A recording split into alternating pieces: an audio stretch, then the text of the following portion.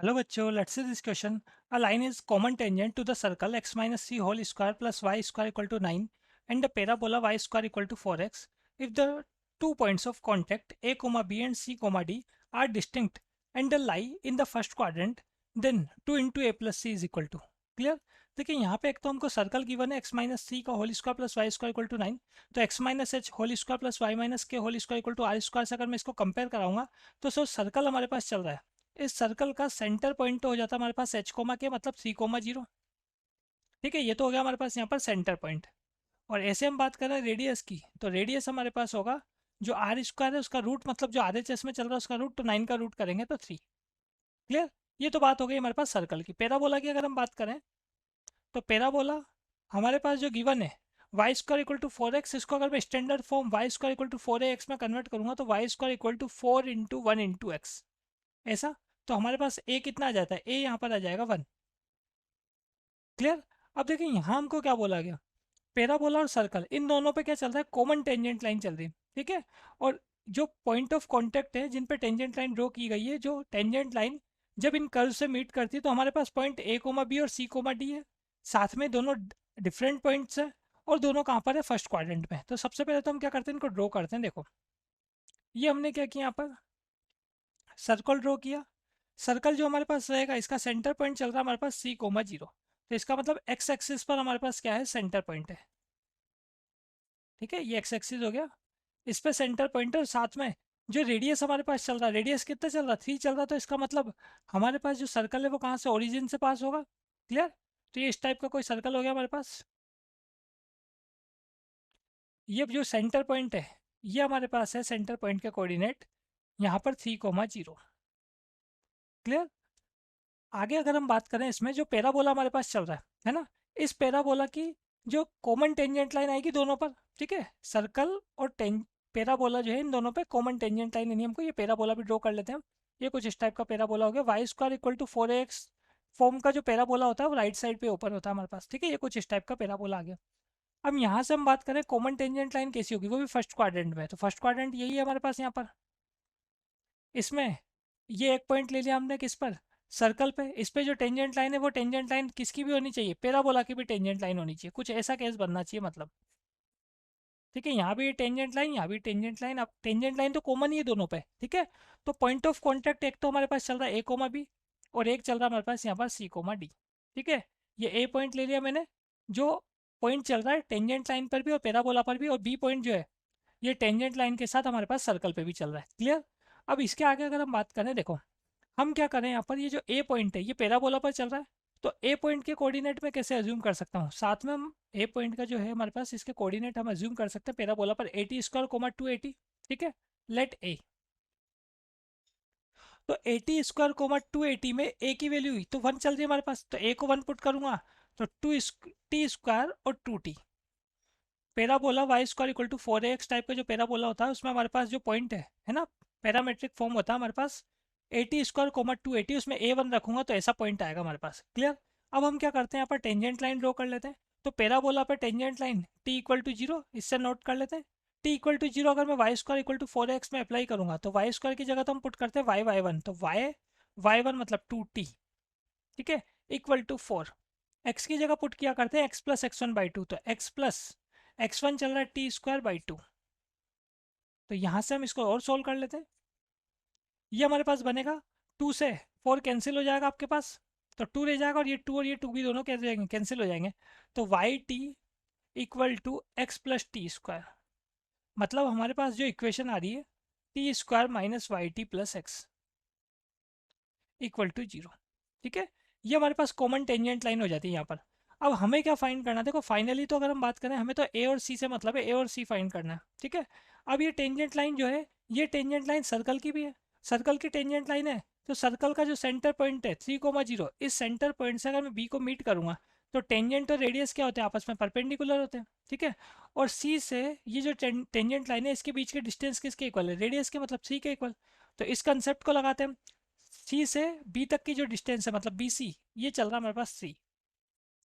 तो लाइन और पॉइंट के बीच के डिस्टेंस का formula a x one plus b y one plus c upon root a square plus b square apply करते हैं यहाँ पर. तो सबसे पहले हम क्या करेंगे, 3,0 से ये जो हमारे पास लाइन की इक्वेशन चल रही है x minus y t plus t square, इसको सेटिस्फाई कराएंगे तो एक्स की जगह तो पुट करेंगे 3 और वाई की जगह पुट करेंगे 0। तो हमारे पास आ जाएगा यहाँ पर ये 3 plus t square upon root a square plus b square अगर हम करेंगे तो हमारे पास एक्स का कोफिशिएंट है 1 और वाई का कोफिशिएंट है माइनस टी, तो 1 प्लस टी स्क्वायर रूट में इक्वल टू ये बन जाएगा हमारे पास यहाँ पर 3। क्लियर। यहाँ से इसको आगे सॉल्व करें तो जो हमारे पास एल एच एस का डिनोमिनेटर है आर एच एस में जाएगा, स्क्वायर रूट हटाना है तो बहुत साइड स्क्वायरिंग कर लेते हैं। तो हमारे पास एक तो एल एच एस में रहेगा 3 प्लस टी का whole square, 3 plus t whole square equal to R H S में बात करें तो हमारे पास यहाँ पे 1 प्लस टी स्क्वायर के साथ 3 आएगा और एल एच एस में भी 3 प्लस टी स्क्वायर का होल स्क्वायर हुआ है, 3 प्लस टी स्क्वायर का होल स्क्वायर हुआ है। ठीक है। और आर एच एस में 3 के साथ 3 का स्क्वायर करेंगे तो 9 आएगा और रूट का स्क्वायर करेंगे तो सिंपल 1 प्लस टी स्क्वायर रह जाएगा हमारे पास।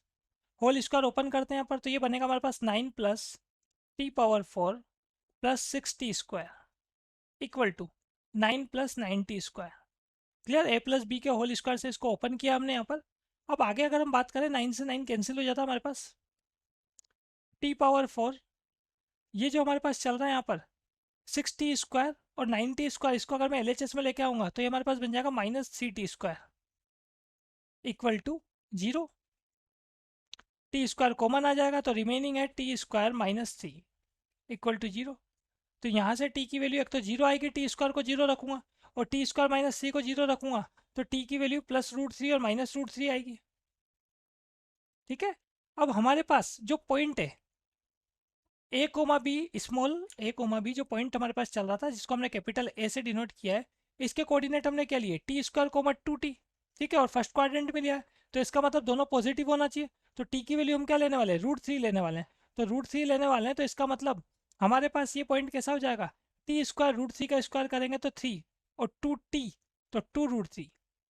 ए पॉइंट के कोऑर्डिनेट हमारे पास हो जाते हैं यहाँ पर 3 कोमा 2 रूट 3। क्लियर। इसका मतलब ए की वैल्यू तो आ गई 3 और बी की वैल्यू आ गई हमारे पास 2 रूट 3। अब यहाँ से हम क्या करेंगे, यहाँ से हम फाइंड करेंगे सी कोमा डी को। तो देखो आपके पास ये जो पॉइंट चल रहा है सी पॉइंट मतलब जो सेंटर पॉइंट है, इस सेंटर पॉइंट से जब आपने टेंजेंट पे टेंजेंट को या टेंजेंट पे ये जो बी पॉइंट है इसको मीट किया है तो ये जो आपके पास रेडियस आया ये radius B C tangent line पे क्या चल रहा है परपेंडिकुलर चल रहा है। तो इसका मतलब अगर मेरे को ये सी कोमा डी है ना ये फाइंड करना है तो मैं कैसे फाइंड कर सकता हूँ। देखें हम क्या करेंगे यहाँ पे इक्वेशन नोट करेंगे जिसमें एक तो हमको रिक्वायरमेंट है ये जो लाइन की इक्वेशन चल रही है इसकी, तो लाइन की इक्वेशन की अगर हम बात करें ये जो लाइन ए बी चल रही है टेंजेंट जो है इसकी भी इक्वेशन नोट कर लेते हैं। Equation of tangent. ठीक है। तो टी कितना आ चुका है, टी हम रूट 3 लेके चल रहे हैं यहाँ पर और इक्वेशन ऑफ टेंजेंट हमने पहले भी सोल्व किया था जिसमें हमारे पास y t equal to x plus t square आता है। इसमें मैं क्या करता हूँ टी की वैल्यू को पुट कर देता हूँ सिंपल रूट 3। तो टी को अगर मैं यहाँ पर रूट 3 पुट करूँगा तो हमारे पास है ना टी कितना है देख लें आप रूट 3 है आपके पास। तो टी रूट 3 पुट करेंगे तो एल एच एस तो हो जाएगा आपके पास root 3 by R H S की बात करें तो एक्स प्लस टी स्क्वायर, तो एक्स प्लस टी स्क्वायर मतलब रूट 3 हो गया। तो ये बन रहा है x minus root 3 y plus root 3 equal to 0। ठीक है। ये हमारे पास यहाँ पर इक्वेशन हो गया टेंजेंट लाइन का। अब हम बात करते हैं यहाँ पर किसके लिए, सी कोमा डी के लिए। जो कैपिटल बी पॉइंट है उसमें जो सी और डी स्मॉल डी के लिए बात करें तो वो कैसे फाइंड होगा हमारे पास। इसके लिए सिंपल ये हमने फॉर्मूला अप्लाई किया सी माइनस, देखो आपके पास यहाँ पे ये फुट ऑफ परपेंडिकुलर फाइंड करना आपको, तो फुट ऑफ परपेंडिकुलर फाइंड करना तो किस किस की रिक्वायरमेंट है, एक तो ये सी पॉइंट इसको यूज़ करेंगे हम और ये जो लाइन का इक्वेशन हमारे पास से लाइन की इक्वेशन को a x plus b y plus c equal to 0 की फॉर्म में यूज़ करेंगे। तो देख लेते हैं यहाँ पर हमारे पास x minus x one upon a आता है तो एक्स की जगह तो मैंने लिया सी, एक्स वन की जगह हमारे पास जो सी पॉइंट है उसका एक्स कोऑर्डिनेट मतलब 3 और ए की जगह हमारे पास आएगा जो लाइन की इक्वेशन है उसमें एक्स का कोफिशिएंट, तो लाइन की इक्वेशन में एक्स का कोफिशिएंट क्या है 1। फिर आता है हमारे पास y minus y one upon b, तो वाई की जगह तो आ गया डी हमारे पास है ना। एक्स और वाई कहाँ पर होना चाहिए, जो फुट ऑफ परपेंडिकुलर आपके पास है वो एक्स कोमा वाई होता है। तो यहाँ पर सी कोमा डी ये फुट ऑफ परपेंडिकुलर है। ठीक है। तो डी माइनस यहाँ पे वाई माइनस वाई वन, तो वाई वन की जगह क्या आएगा, वाई वन की जगह आएगा हमारे पास जो सी पॉइंट है उसका वाई कोऑर्डिनेट मतलब 0 अपॉन बी, बी आएगा ये जो लाइन की इक्वेशन में वाई का कोफिशिएंट है मतलब माइनस रूट 3 माइनस फिर आया करता हमारे पास a x one plus b y one plus c मतलब 3 कोमा 0 से लाइन की इक्वेशन को सेटिस्फाई कराते हैं तो 3 -0 प्लस रूट 3 और अपोन में आ जाएगा हमारे पास यहाँ पर root a square plus b square, या सिंपल ए स्क्वायर प्लस बी स्क्वायर आता तो 1 प्लस रूट 3 का स्क्वायर करेंगे तो 3। यहाँ से मैं इसको सोल्व करूँ तो फर्स्ट और लास्ट को सोल्व कर लेता हूँ, मुझे तो स्मॉल सी की रिक्वायरमेंट है, बस ए तो आ ही चुका हमारे पास। हमें क्या फाइंड करना, लास्ट में हमें फाइंड करना है 2 इंटू ए प्लस सी, तो ए आ चुका है, सी की रिक्वायरमेंट है, तो ये बन जाएगा c minus c equal to minus, यहाँ पर अगर हम बात करें तो हमारे पास ऊपर की तरफ जो वैल्यू आ रही है ये आ रहा है 3 प्लस रूट 3, और डिनोमिनेटर में जो हमारे पास आ रहा है ये बन रहा है यहाँ पर हमारे पास 4। क्लियर। और देखिए यहाँ से जब हम इसको सॉल्व कर रहे हैं ना, तो ये हमारे पास जब हमने वैल्यू पुट की है लाइन की इक्वेशन में, तो ये जो रूट 3 चल रहा है ये कितना बन रहा है, देखो यहाँ से आपको देखो इक्वेशन ऑफ टेंजेंट, इसमें आपने क्या किया था, पहले जो आपके पास इक्वेशन ऑफ टेंजेंट आया था ये, इसमें टी की वैल्यू को रूट 3 पुट किया था, तो root 3 y equal to x plus t square चल रहा है ना, तो रूट 3 का स्क्वायर करूंगा तो कितना आएगा 3 आएगा, जबकि हमने कितना लिख रखा है यहाँ पर हमने रूट 3 लिख रखा है, तो रूट 3 का स्क्वायर चल रहा है, तो रूट 3 का स्क्वायर चलेगा तो कितना बन जाएगा 3 बन जाएगा हमारे पास। क्लियर। तो यहाँ पर हमारे पास इस जगह पे कितना आ जाएगा 3 आ जाएगा। क्लियर। तो यहाँ ये आपके पास 3 प्लस 3 मतलब कितना हो गया 6 हो गया। इसको करेक्ट कर लेते हैं, तो ये वैल्यू हमारे पास यहाँ कितनी बन जाती है 6 बन जाती। क्लियर। अब आगे देखें हम, इसमें हम सी की वैल्यू फाइंड कर रहे हैं, तो सी कितना हो जाएगा, सी हो जाएगा 3 माइनस 3/2, तो ये 1/2 हो गया हमारे पास, minus c R H S में जाएगा तो प्लस सी हो जाएगा, तो 3 माइनस सी बाई टू, तो 3 माइनस सी बाई टू अगर हम करेंगे तो 3/2 ही आएगा हमारे पास। क्लियर। मतलब 6 माइनस सी, 6 माइनस सी 3 आएगा, तो 3/2 बन रहा है इसकी वैल्यू, सी की वैल्यू। अब हम फाइंड कर लेते हैं जो हमें फाइंड करना था 2 इंटू ए प्लस सी, तो ये बन गया 2 इंटू ए की वैल्यू चल रही थी, सी की वैल्यू चल रही 3/2, तो 2 इंटू 6 प्लस 3 हम करेंगे तो 6 प्लस 3 यहाँ पर हमारे पास 9 बन जाएगा, तो ये बन जाएगा यहाँ पर 9। क्लियर। ये फाइनल आंसर है हमारे पास। क्लियर। तो final answer is 9। Best of luck.